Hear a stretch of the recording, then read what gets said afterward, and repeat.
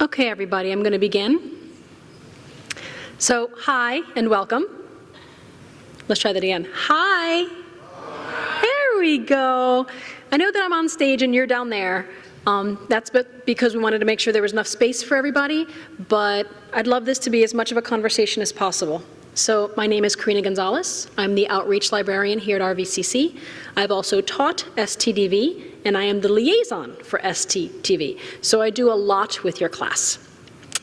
If you haven't already done this, please go to menti.com, put in the code 507330, and answer this question.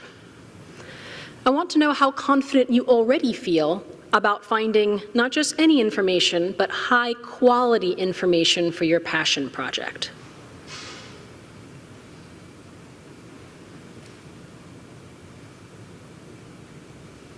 Okay.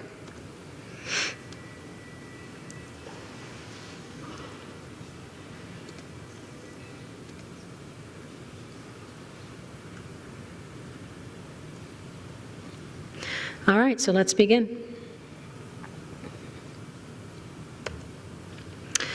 So for those of you who might not remember, this is what your passion project is about.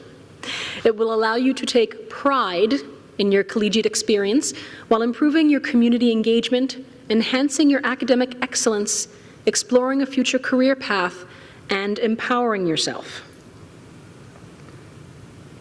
And here's the acronym breakdown, which you should already have. P is for defining your passion. R is for researching your passion, major, and career. I is for inquiring of yourself and others to frame your research and outcomes. D is for designing a plan. E is for engaging with the campus and the community. You should already have your passion. You should have already engaged with the service learning or community that you would like to connect with. I'm here to help you with the middle three: the researching, the inquiring, and the designing. So before I go a little bit deeper, just so you know, librarians need master's degrees, and not just college professor librarians, public librarians, school librarians. It's all the same degree. It's one of the few fields that for entry level, you need a master's degree. And the master's degree we have is called information science. Information science is actually a combination of a whole bunch of different subjects, which kind of makes sense because we're in the business of answering questions. That's what we do, and we never know what we're going to be asked. So we're kind of a jack of all trades. Information science is a combination of math, logic, linguistics, psych, computer technology, operations research, graphic arts, communications, and library science management. So it's a lot of different things that are all rolled in together. If you forget everything I'm about to tell you, please know who I am and where to find me. Feel free to take a picture of this slide or any of the slides that I have up here. This is how to find me. That's my email, my office, which you are welcome to drop into anytime. Just walk into the library and make a left. And that is my direct phone number.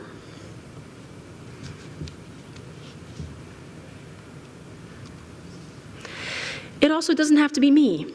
There's a whole bunch of us in the library. These are the 4 full-time librarians, including me, Megan, Alyssa, and Janelle, and you can go to any of us if you need help. So that is the main number to call the library in general. You could also text us, you could email us, or you can chat with us live.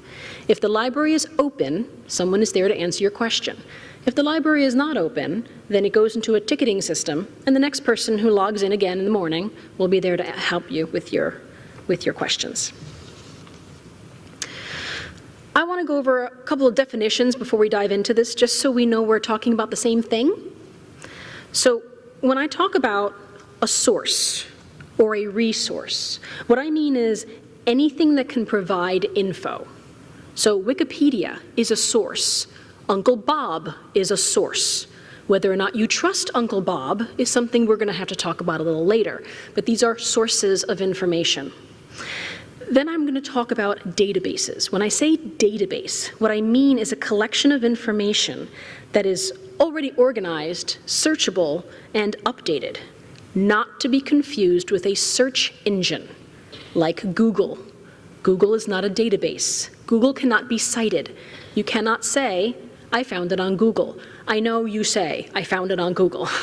But when it comes to citing your work, that doesn't really fly. Because Google is what helped you find the information. It's not actually where the information is stored. It's probably stored in a database that Google, the search engine, helped you to find.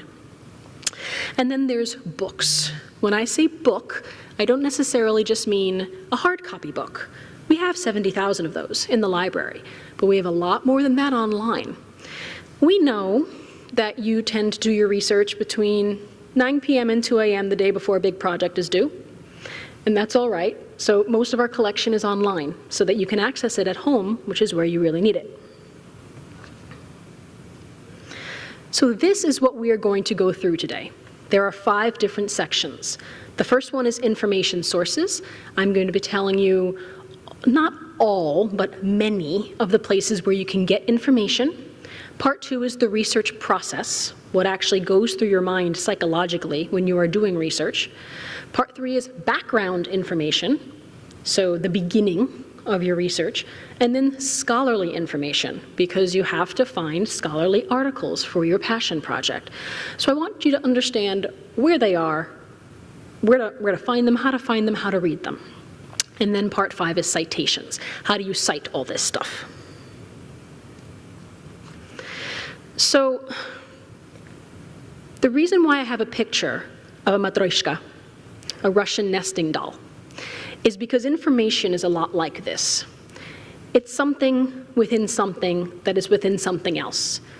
And it's very important to understand exactly where the information is coming from. So here's some 50-odd information sources. I know you can't read them. That's not the point. The point is so that you can see how many different sources there are. And this is not all of them by any stretch. These are just ones that you may or may not have already encountered.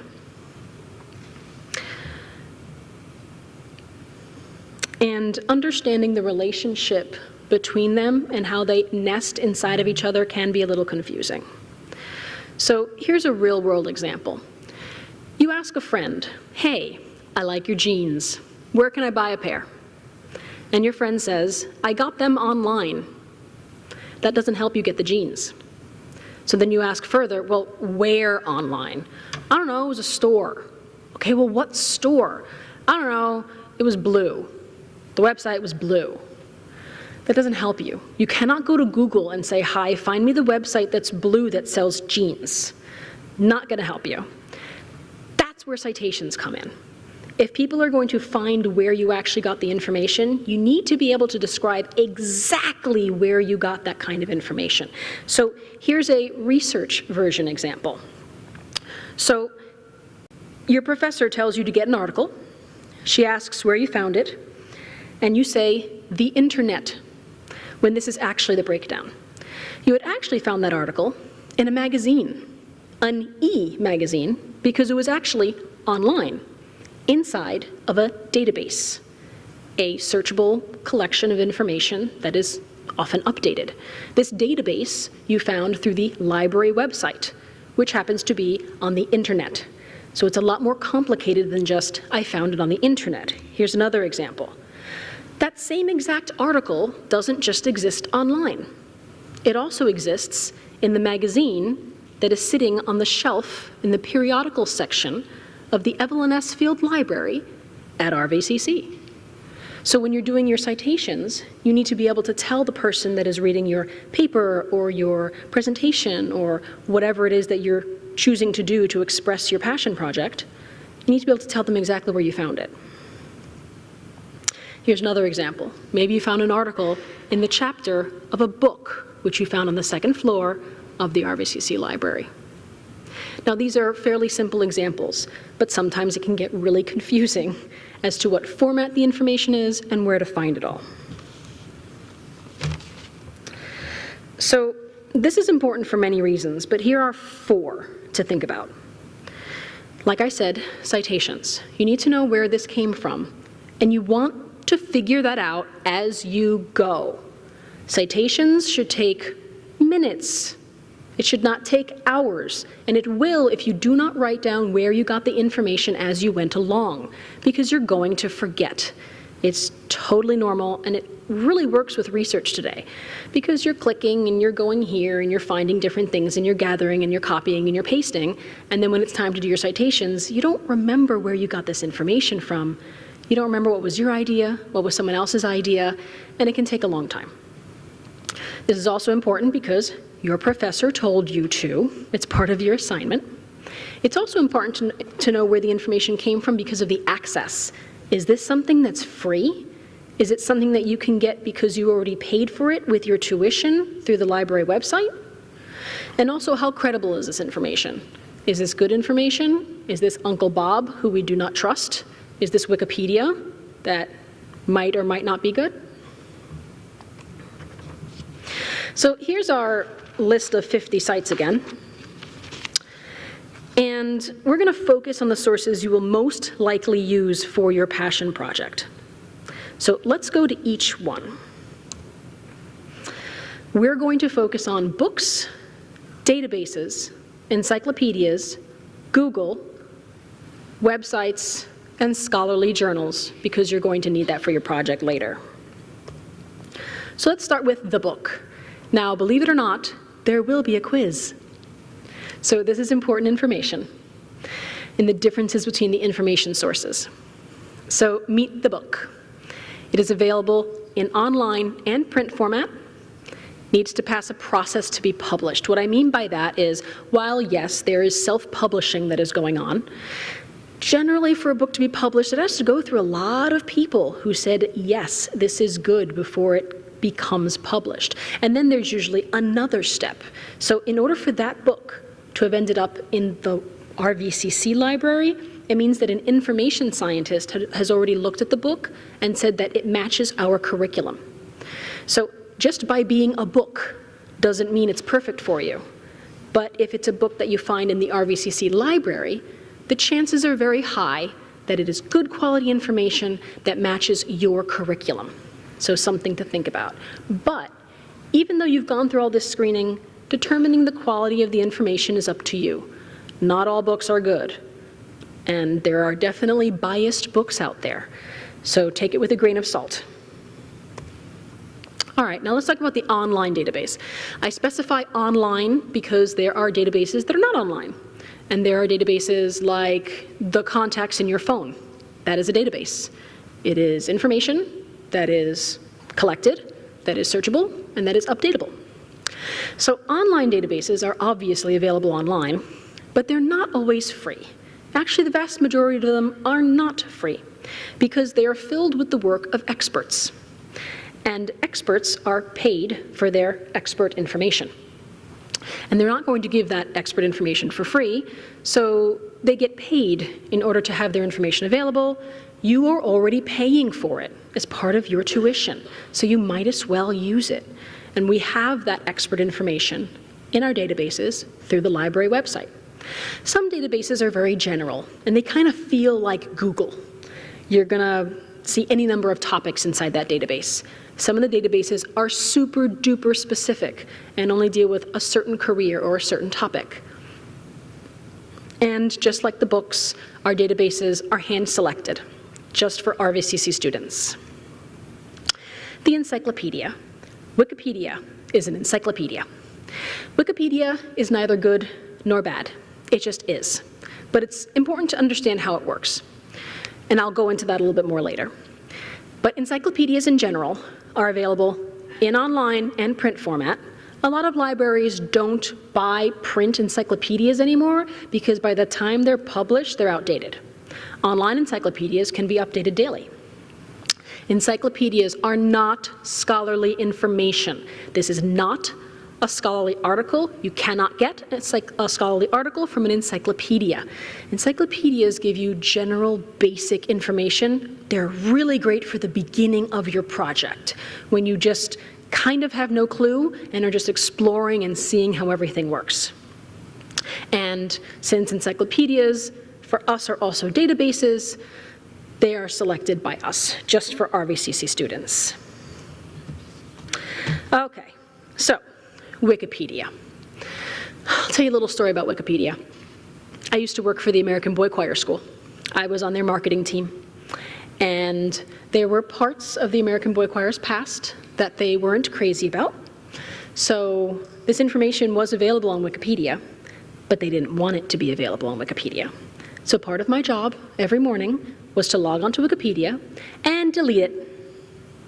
And then a good bystander would come along during the day at some point and put the information back because it's true information and it should be out there for the general public, and I would delete it the next day. Okay, you can actually go to the American Boy Choir's article in Wikipedia, of which I am the author, and you can go to the history tab and you can see the back and forth, copy, delete, delete, paste of this information. Every company, celebrity, they all have people who do this, because that's the beauty and the curse of Wikipedia. The cool thing about Wikipedia is that everyone who's knowledgeable about a topic that they are passionate about can get together and crowdsource this information and keep it instantaneously updated. There are some topics that are so well watched and so accurate, but some of them, if people aren't passionate about it and watching them closely, they're just not updated as much. If you want a fast fact, when did Columbus sail? Wikipedia is fine. But if you're doing in-depth research, especially stuff that you need to be really current, like career shopping, might not be the best fit. I want to show you something.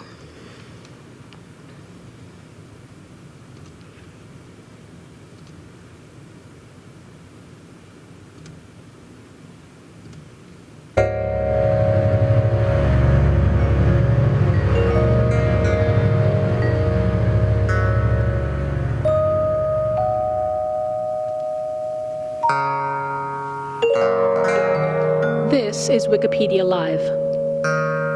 You are seeing and hearing the changes of Wikipedia. That blue orchestral swell means that a new person logged on to Wikipedia and has the ability to edit it. The size of the circle is the size of the information that was either added or taken away. If it's green, that means it was an addition. If it's white, it means it's a deletion. If it's purple, it means that it was a bot. So it wasn't even a person who voluntarily removed the information.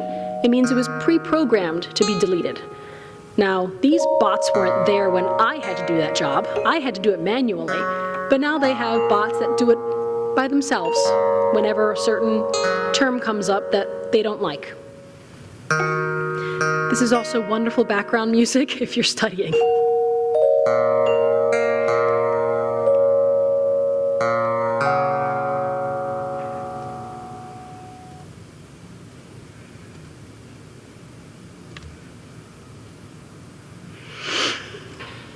Okay, now let's talk about Google. Google is a search engine, not a database. I have said this before. It is a fantastic search engine. I mean, Google is phenomenal. There's a reason we all use it. But the information is not sorted by relevance. What I mean by that is when you use a typical database, maybe one of the library's databases, it's going to organize the information based on what is most important and most matches your search terms. The way Google rates things is actually the stuff at the top is always an ad. It actually, in a little box, it even says AD, like ad. And that's called pay-per-click advertising. And the way that works is that every single time somebody hits one of those links that are at the top of a Google search, they have to pay Google $1. And that's the way it works. So they're paying Google to come to the top of the list. So whenever you're searching on Google, I just recommend skip the ones at the top, because those are just ads, and you don't know if they're actually have anything to do with what you're searching for. There's also something called SEO, search engine optimization. This is a whole branch of marketing all by itself, and people pay a lot of money to get their websites optimized for search engines so that they come up higher. So there's a lot of factors going on behind the scenes when you're using Google, and again, what you're looking for might not be at the top. You might have to go to page 2 or maybe even page 3. And let's be honest, you're probably not going to do that because it's human nature. people usually only choose one of the top 3. So sometimes it's just easier to go to a database because then you don't have to worry about ads and search engine optimization and pay-per-click advertising. But what Google does do is search millions of public websites, which can be very valuable, but anybody can contribute it. Any 4-year-old can go to Wix or Weebly and make a pretty good-looking website in a few minutes, and it will be searchable by Google. So determining the quality of the information is on you. If you're just starting out, you just kind of want to get an idea of something, Google is fabulous. If you're at the point where you're going to be presenting something, doing serious research, Google shouldn't be part of the later section of your equation. Scholarly journals. Like I said, you are going to have a scholarly article at some point in your passion project. Things to know about scholarly journals. They are not usually free. Again, written by experts. They're not going to give their information away to you for free. So you already pay for it through your tuition, and we organize it for you on the library website. Scholarly journals are always peer-reviewed. Peer is someone who's on your level, but these are not people on our level. These are people that are up here. So it's the peers of scholars. It's the peers of experts. They review the information and give it the academic thumbs up. It doesn't matter how many letters you have after your name or how many PhDs. If you write something and other experts don't agree with you, it doesn't count. So not only is it in a scholarly journal, but to get there, other experts have to have agreed that it is good information. Scholarly journals are not for background information. You do not go to this first. This is the last thing you go to. They can be very difficult to read, they can be confusing, and they can be 50 pages long. You have to really understand your topic before you go after scholarly journals. And don't worry, I'll help you get there. All right, websites.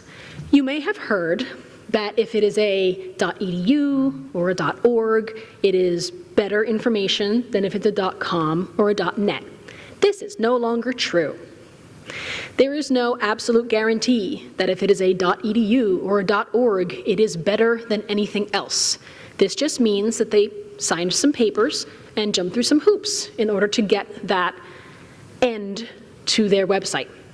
For example, in .edu, I was studying web design at Drexel University, and all of us had to do fake websites as part of our coursework, and they were all part of the Rutgers URL. So they all said .edu. We were not professors, we were students. We were just messing around, because that's how learning happens. You make mistakes. So just because it has a .edu does not mean that it was written by an expert or that it was sanctioned by the university or college. Again, .org just means it's part of an organization. Some organizations are very biased and they revolve around incorrect information. .coms and .nets might have just as good information, but you're going to have to determine the quality of the information for yourself. You're going to have to look at it and decide how good it is, because anyone can make a website. Either way, not the place for scholarly information. You're just not going to find scholarly information in a website. You want to go to scholarly journals for that. The websites are really good for background information, though. Okay. So before we go to part 2, we're going to play a game. So pull out your phones.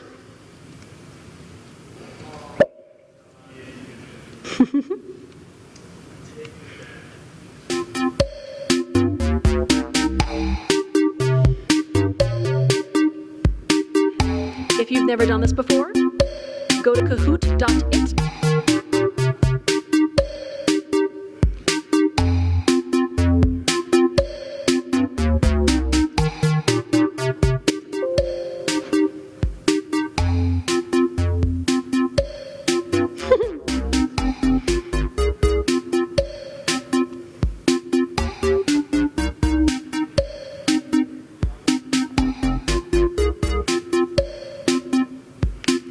So you go to kahoot.it, put in the game pin 364198. It looks like most of you all know how to do this.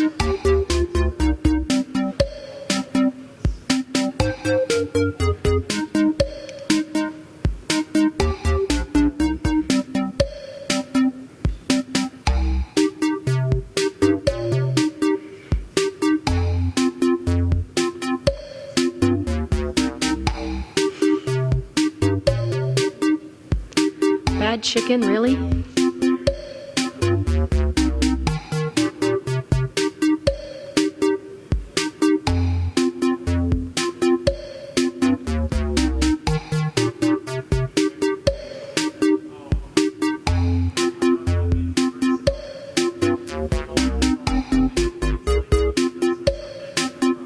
This one?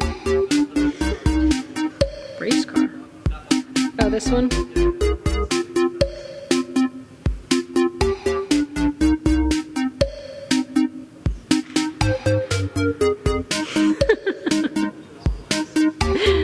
Someone's confident.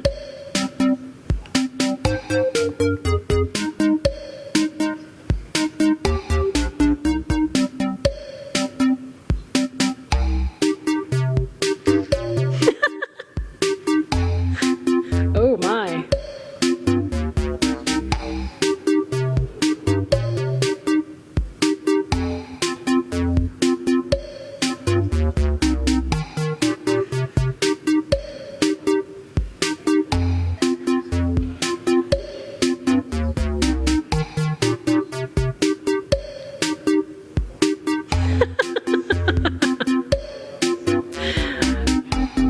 This is turning into a political debate.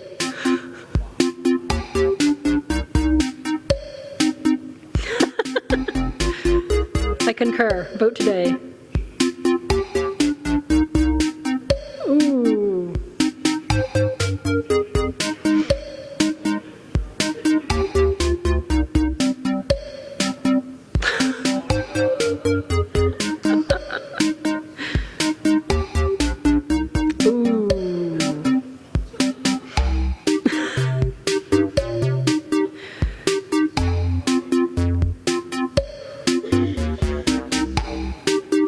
Okay, is everybody done changing their name 3 times?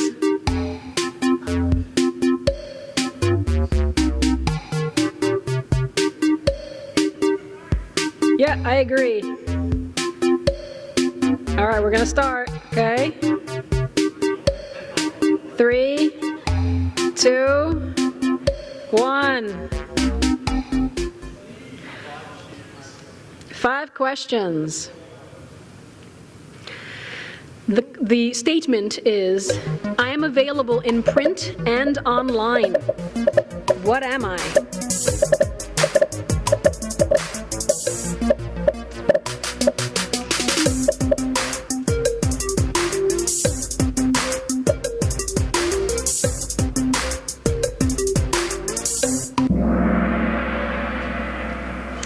Interesting. Yes, it is a book.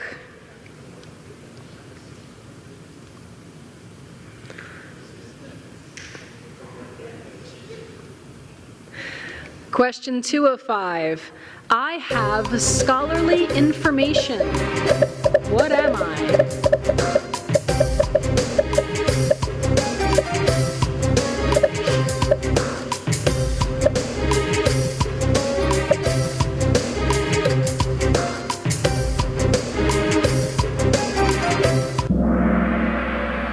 Scholarly journals.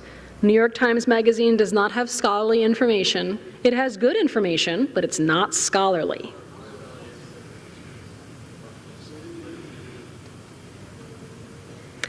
Question 3. I can be edited by anyone.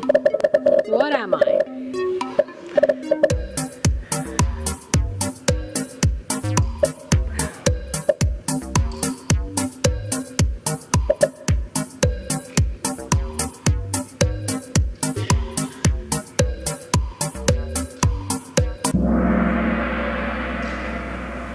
Wikipedia. Newspapers cannot be edited by anyone. You need to be hired in order to edit a newspaper.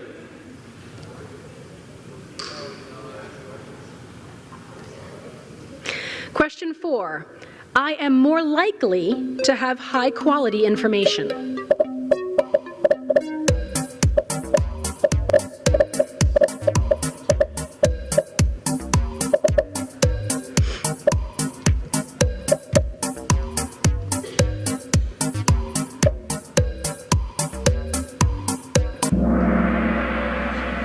Ooh, you were divided on this one. Yes, Encyclopedia Britannica. Google is pulling from everywhere. People Magazine is a popular magazine. Doesn't necessarily, it's going to have good information, just popular information. And we already talked about Wikipedia.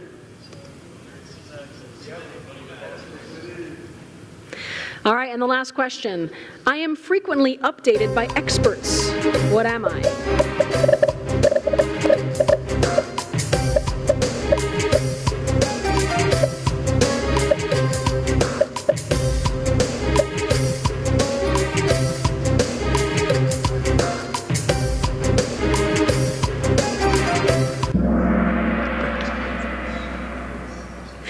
All right, yes, it's an online database.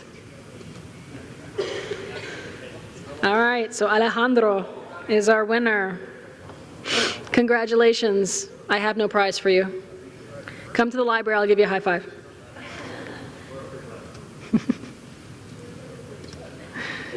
Okay. What? I'm sorry. Okay, so now we're going to start part 2, which is the research process. So now we're going to talk about what are the actual steps that happen when somebody researches something, both psychologically and from an action perspective. So the first one that I want to talk to you about is called the Information Search Process, or ISP, by scholar Dr. Carol Kulthow, who's actually from Rutgers. There are 8 steps to the ISP. The first one is open. Number 2 is immerse. Number 3 is explore. Number 4 is identify. Number 5 is gather.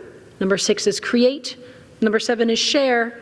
And number 8 is evaluate. I'm going to go through each of these step by step. So let's first talk about open.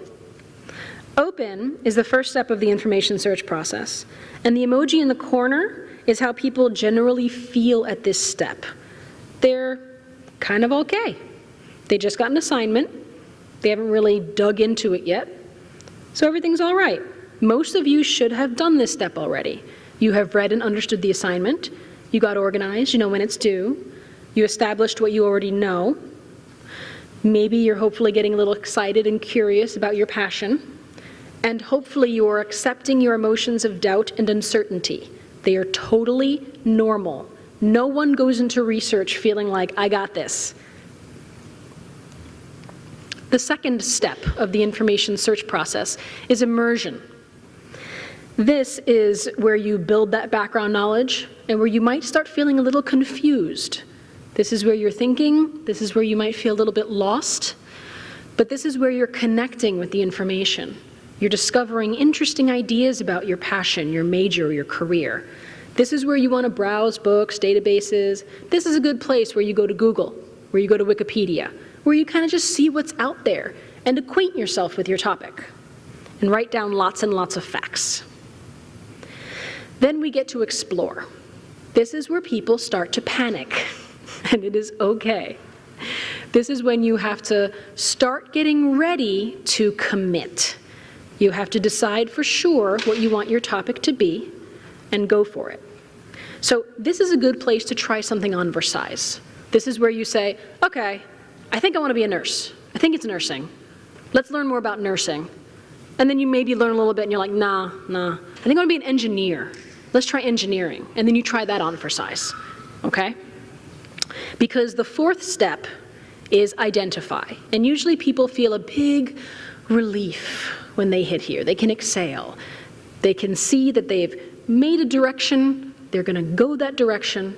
They can start developing a research question. A research question is a way to ask what you are looking for in a single sentence. It doesn't have to be a single sentence, but the closer you can get to a single sentence, the more focused you are, so you know exactly what it is you're looking for. This is where you're doing lots of thinking and you're asking lots of questions. And then we have step 5, gather. This is not step 1. A lot of people get a topic, and the first thing they do is they start gathering. They start grabbing everything they can find and copying and pasting. The next thing they know, they have 46 pages of notes, and they don't remember what came from where. Do not fall into this trap. There are 4 steps before you get to gathering information. Take your time with them. Poke around, explore, really know what you want to do, and then start gathering the information. And in order to find the right information, you have to use the right keywords, which I will go into more detail with later. Remember when you're gathering that quality is more important than quantity. You do not get a prize for the most reference sources, okay? It doesn't work that way. Choose the best, not the most. Go for a variety. Don't just use websites. Also use databases. Maybe take a stroll around the library and use some books. And with this useful information, you want to go both broad and deep. So what that means is, say if I go back to nursing, maybe you look at the whole medical profession as a whole. I mean, nursing is broad enough as it is, but maybe stretch it out and see if maybe nuke med or cardiac care might be something you're interested in. Or you can go the other way and go deep, narrow it down. I just want to look at ER nursing. I just want to look at pediatric nursing and see how that feels. Then you create. This is another one that gets people really bent out of shape and frustrated because this is the presentation or putting together the presentation or the paper or the interpretive dance, whatever it is that you're doing for your passion project. This is where you have to organize your thoughts, check the assignment again for specifics. You want to format everything, cite it correctly, asking for help as you go along and making sure you're not plagiarizing. This is where you want to go beyond the facts, interpret, and extend. What that means is it's not a book report. You're not just standing there regurgitating the information you were told. This is a passion. This is your life. So you need to interpret the information you found and then extend it into your life and how it means for you. And then there's the sharing. Sometimes people are excited about this. Sometimes people really hate this. It depends. If you enjoy presenting, this might be a lot of fun. If you're terrified of public speaking, this might be absolutely awful. It depends. But no matter how comfortable or uncomfortable it is for you, make sure that you protect your intellectual property when you are selling stuff, meaning use citations and honor the intellectual property of others. And if it's your own ideas, make sure you tell people that. Then evaluation. Evaluation makes everybody nervous. This is the grade. This is when you are waiting to find out if you did a good job. But it's not just what your professor or your classmates think. What do you think? Take responsibility for your learning. Could you have done this better? Reflect on the content, which means the information that you found. Was it good? Reflect on the process. Could you have done a better job getting here? Did you take too long on some steps? Could have made some things longer because you didn't spend enough time on them? It takes 5 minutes to do this, but the next time you do research, it could go a lot smoother if you think about it as soon as you finished it, because otherwise you might not remember the next time you have a big research project. So the other research process that I want to tell you about, some of you have already started using, the KWHLN. So the KWHLN is sort of like the action arm.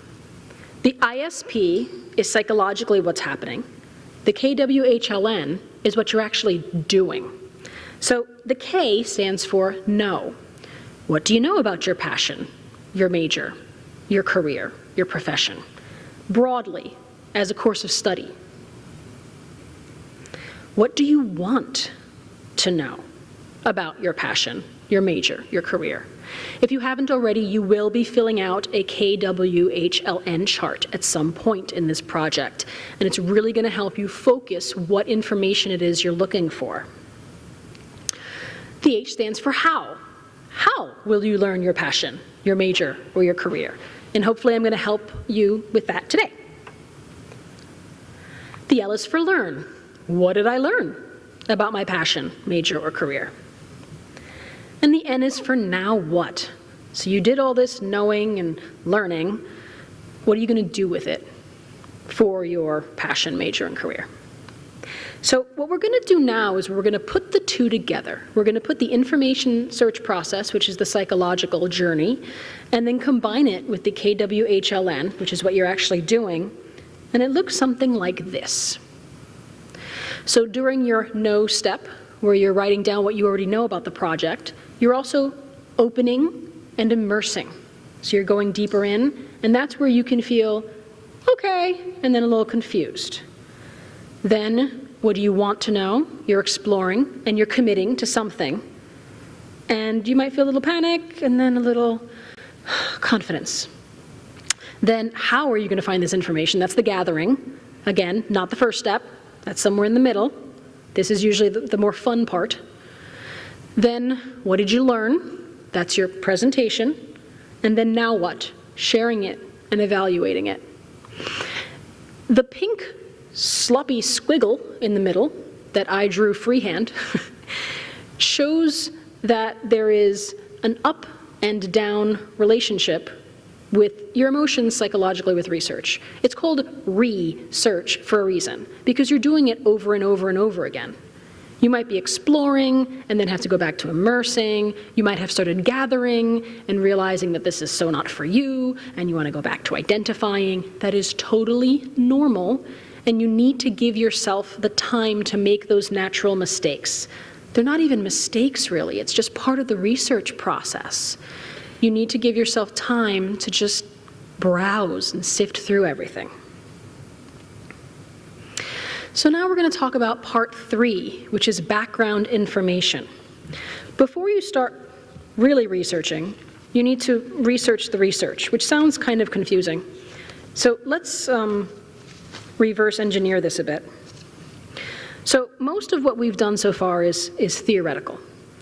And now I'm going to show you how to actually do that. Where do you go? Where do you click? So you have to ask your questions like, what facts do you need to know? Which is also like the KWHLN. What issues do you need to understand? History, questions. As you're doing research, these kinds of questions are going to pop up. Write them down. It'll really help you later on. So I pretended I was a student, and I went to one of our search engines on the library website, and I put in teaching, just to see what would come up as a scholarly article. And this is an abstract that I found on teaching in a scholarly article. Integrated theories of zone proximal teacher development and revised Bloom's taxonomy are adapted in designing the flipped teacher professional blah, blah, blah, blah, blah. Most of this does not make any sense. This is what scholarly articles are like. So I went ahead and highlighted the terms that might not make sense to you. I was a K-12 teacher for a long time. I don't know what most of these mean. So the background information prepares you for this, so that this happens less by the time you get to the scholarly article. And even if you've done good background information, by the time you get to the scholarly article, you might have to go back and do some more background research. And again, that's totally normal.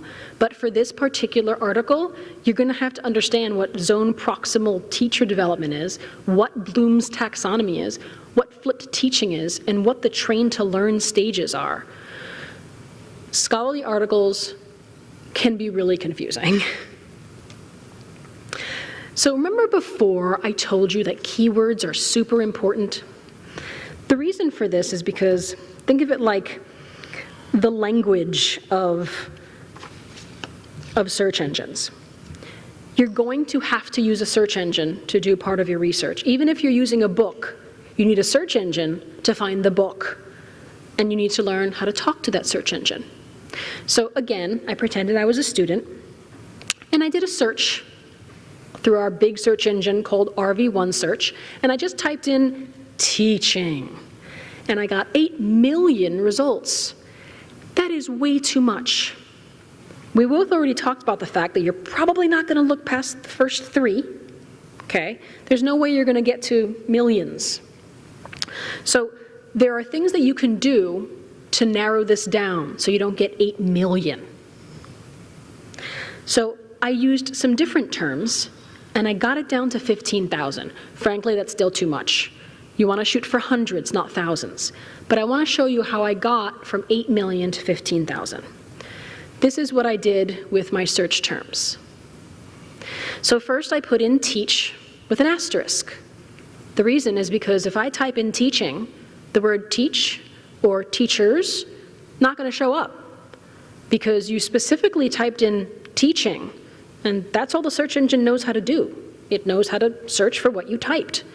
So if you put teach and then an asterisk, which is Shift-8 on a computer, it's called truncation, and it teaches the search engine to look for not just the word teach, but anything attached to the word teach. Teaching, teachers, teaches, you get the idea. So that already knocks out a few searches that you don't have to do now. I also added and career.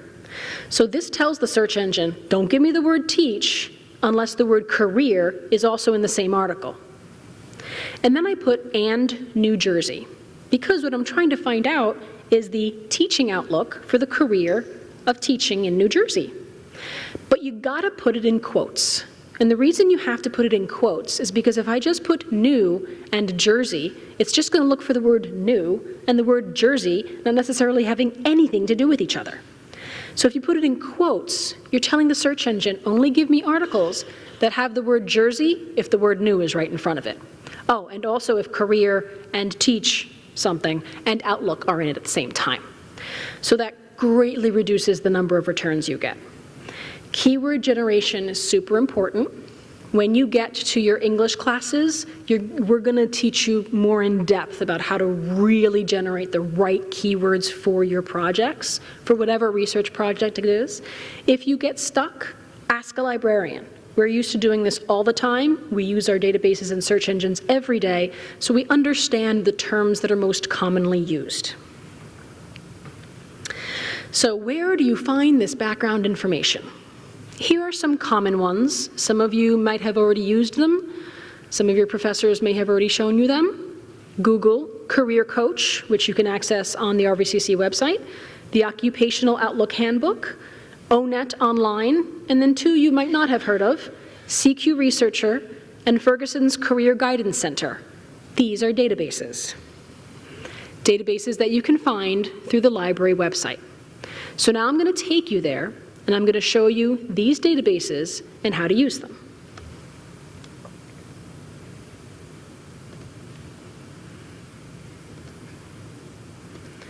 So first, I'm going to show you how to get to the library website if you're not sure how.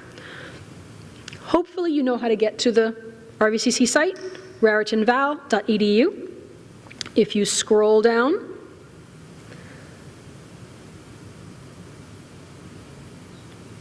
to where you see online tools, it is on the bottom, library. You can also just Google RVCC library and that works too. Once you are here, you want to click on the databases button. Now let me explain something real quick before I go into databases. This is RV1 Search.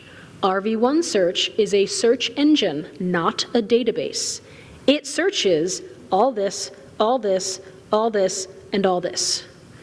Don't play with RV1 Search unless you know exactly what you're searching for, or you're going to get 8 billion hits and you're going to be overwhelmed. So you want to break it down first. So let me show you these databases that are good for background information. So I'm going to click on databases, and then you're going to see an alphabetical list. And by the way, all this works great on your phones too. So the first one was called CQ Researcher. So I'm going to click C, and I'm going to scroll down until I find CQ Researcher.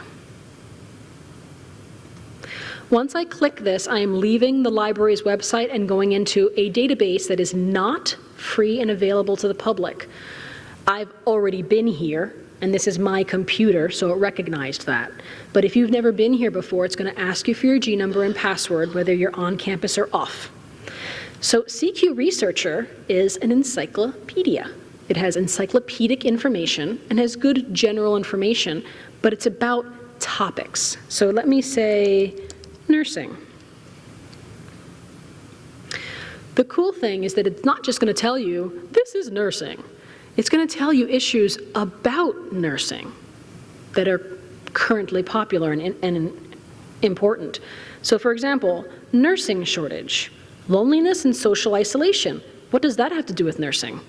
You might want to click on that and find out. Doctor shortage, the STEM gender gap, protecting animals, superbug threat, opioid addiction. These are all topics that revolve around nursing. And by going through this, you might find another aspect of your passion you didn't even know existed. Once you find something that's interesting, you click on it and you have an article that you can use as a source for your passion project. This is not scholarly, but it's definitely a source that you can use, and it's a high quality source. The other really cool thing about CQ Researcher is right here it says pro-con. If you click on that, it'll give you 2 articles side by side on different sides of the issue. So this one is the nursing shortage affecting patient care? One person says yes, one person says no, and you can see the different sides. For all of these articles in CQ Researcher and pretty much most of our databases, you can download it, it'll do the citations for you, you can print it, you can email it to yourself, you can save it for later. So it's really easy. When you click the citation button, you have to choose which type. You are using MLA, but there's also Chicago, there's also CSE, there's also APA, there are lots of different types. Make sure you click the right one. You don't want to lose any points for this. So you click it, you copy, you paste, you're done. A lot easier to do the first time you saw this article than trying to dig it up 2 weeks later when you're doing your citations. It doesn't matter where you put it. You can take a picture of it, you can write it on an index card, you can paste it into a Word doc, whatever works for you. Just save it as you go along. Trust me, I'll save you a lot of time. So that is CQ Researcher. The other one I wanted to tell you about is Ferguson's. Ferguson's was down this morning, so let's see if it's connected now. It might not. So Ferguson's is a database just on careers. That's all it does.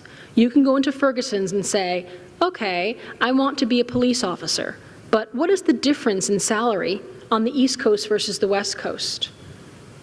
It'll give you that kind of information. Yeah, it's not working right now. But this is how you would get there.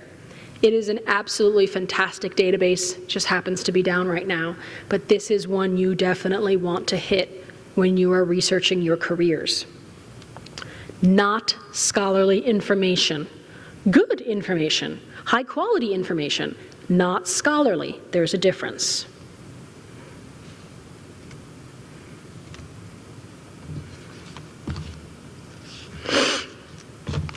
Okay. Now let's talk about the scholarly stuff that you all need. I told you a little bit about RV1 Search already, but there's a couple of other databases that you can use to find actual scholarly information. One is the Career and Technical Education Database. Another one is Vocations and Career Collection. And another one is career-specific databases, which I'll show you about. So I'm going to go back to the library website. So we're back on our databases page. Let's start with RV1 Search. Like I said, RV1 Search searches pretty much everything that we've got. So I'm going to do this incorrectly, and I'm going to say doctor. Now, before you hit enter, there are 2 little limiters underneath that are very, very important. The first is peer-reviewed. We talked about this already. Peer-reviewed means that other experts have looked at the information and given it a thumbs up. It is scholarly. If you're looking for a scholarly article, you have to click peer-reviewed.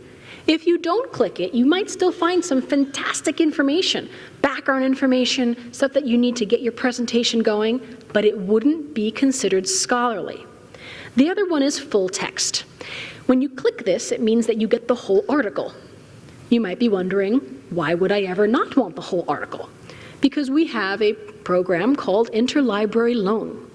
If we don't have it, we can probably get it for you. It might take a little while, though.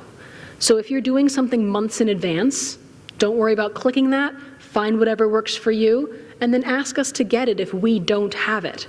If you don't have that kind of time, make sure you hit full text. This is probably one of the questions I get the most. People are always wondering why they can't access an article that they found. I say, did you click full text? They say, no, I did not. And then I explain how interlibrary loan works.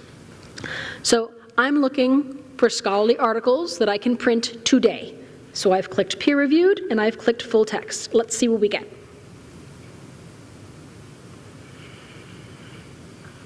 All right, so I got over 1 million hits. Let's see if we can do a little bit better than that. So I'm going to scroll down and look at the publication date. There's an article in here from 1665. I want to be a doctor today. Don't have a time ship. So I need to change that publication date. Let's say 2013, a little more recent. That brought us down to 476,000. That's better. We're on the right track. Let's scroll down a little bit more, and you can see the source types. So currently, there are reviews, there are reports, there are trade publications, which are publications just on certain careers. There are magazines. I only want academic journals, scholarly journals that have scholarly information in them. That brought me down to 444,000. Once you find something that works for you, you can just click to open it. But let's be more specific. Let me try pediatrics. I want to be a kid doctor. Okay, now we're at 792. Maybe I want to be an endocrinologist. Oop, 36. You keep adding terms.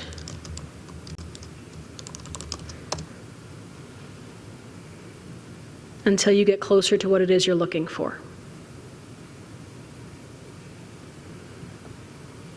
672.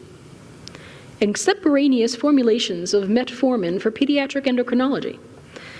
Physiochemical integrity, cytoxicity of sweeteners, and quantitation of plasma levels. I don't understand any of this. But this is an example of what scholarly articles are like. Once you find what you're looking for, you click on it, and you can see more information. You can see the authors, you can see their affiliations, where they went to school, the abstract, which explains what this is about. But you're not in the article yet.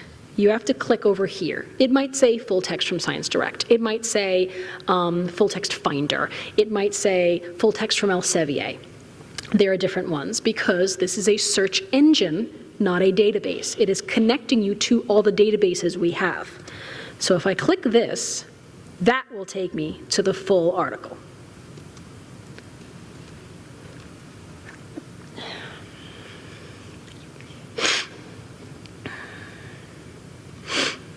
And then you have it. And this one happens to be 14 pages long. That's relatively short for a scholarly article. Now that's RV1 search. The method that I use to find this, clicking full text, clicking peer reviewed, making sure the publication date is right, making sure that I'm looking in an academic journal, that works in all search engines and all databases. Yes, it works in Google too. Google has these as well. You just click advanced search. So I'm going to go back. And I'm going to show you another database. And this one is called Career and Technical Education. Begins with a C. I'm going to click on C, and here it is. So just like before, maybe I'll put in engineer.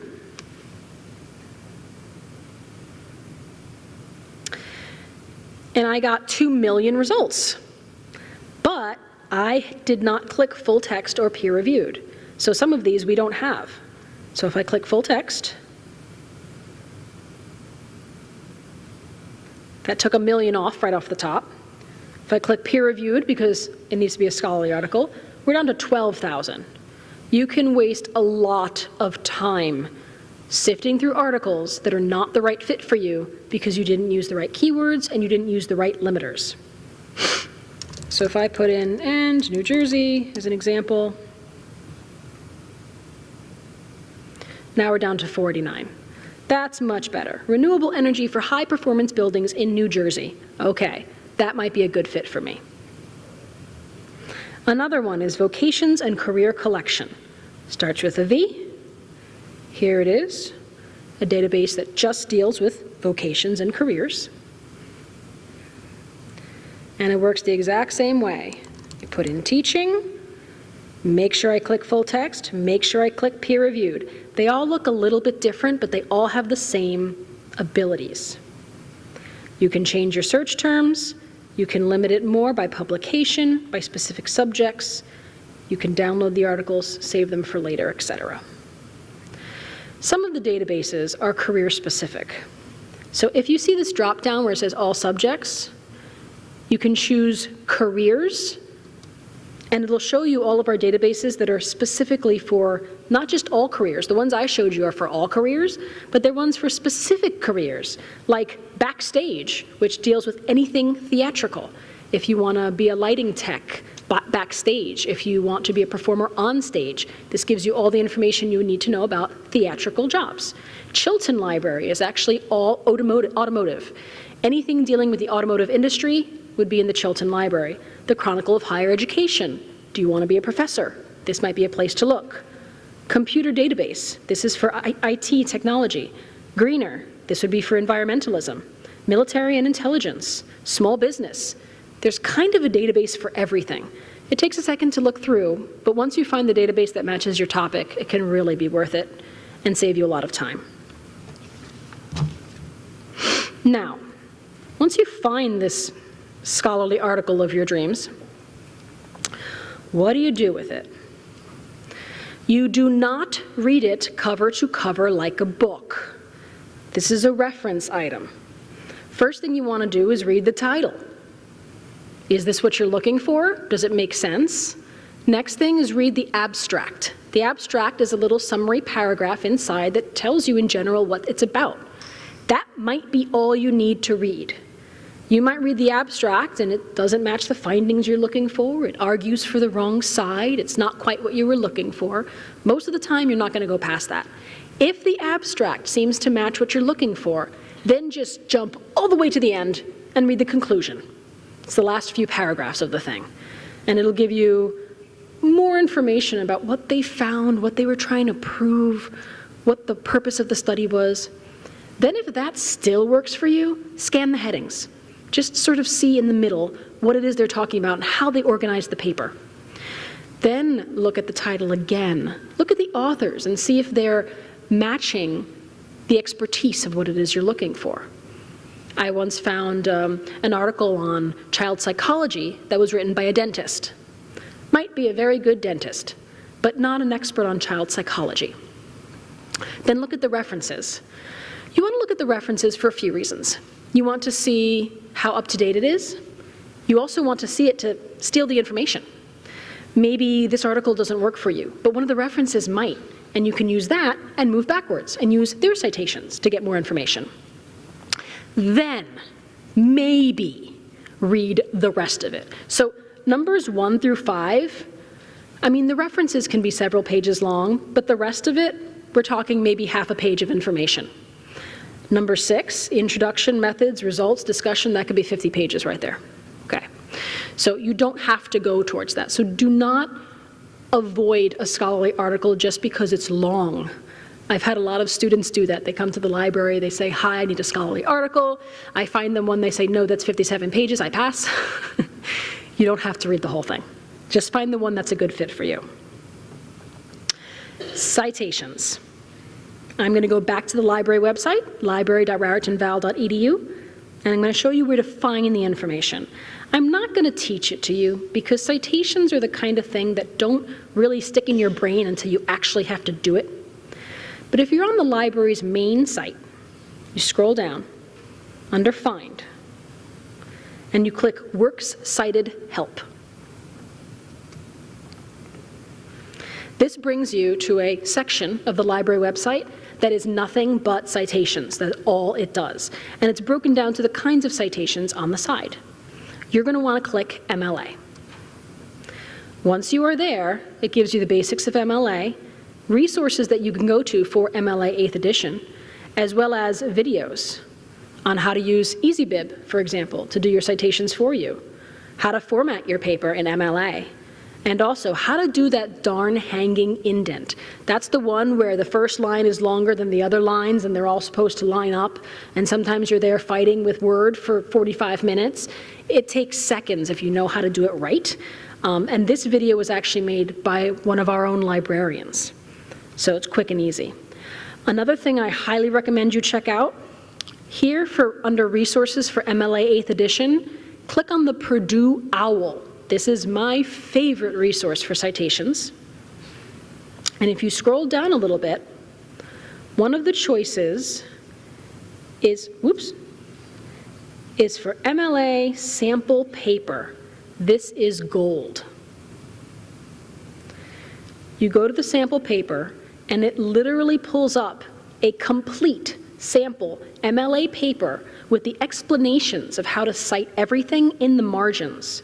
Whenever I have to write something in MLA format, I just print this, and I have it next to me on the table so I can use it while I'm formatting my paper. And it has in it every single thing you would possibly need to do in an MLA paper, including the citations in the back. I know you don't have to do a paper for your passion project, but if you have research projects in other classes, psych, sociology, this might be helpful. Although for those you wouldn't be using MLA, you'd probably be using APA. But there are sample papers for that one too on the Purdue OWL. OWL stands for Online Writing Lab. So that is the citations. Now I want to go back here, and I want to do this again. So pull out your phones again, and let me know if this helped. Do you feel a little bit more confident about finding the right kind of high-quality information for your passion project?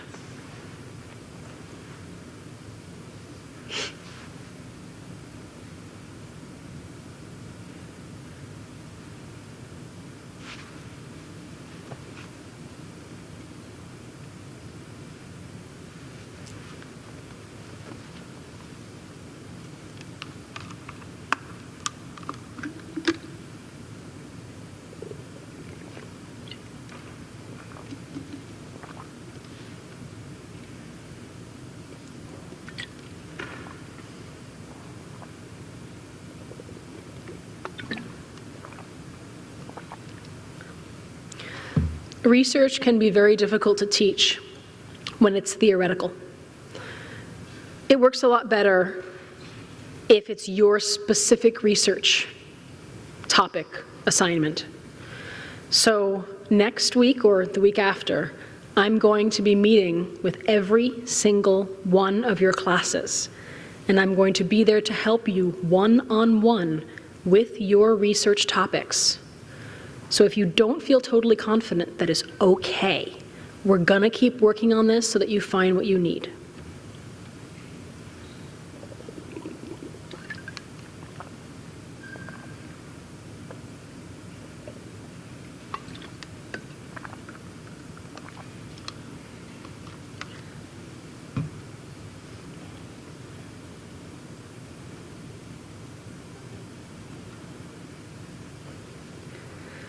Okay, thank you for filling this out again. This is really good information for me.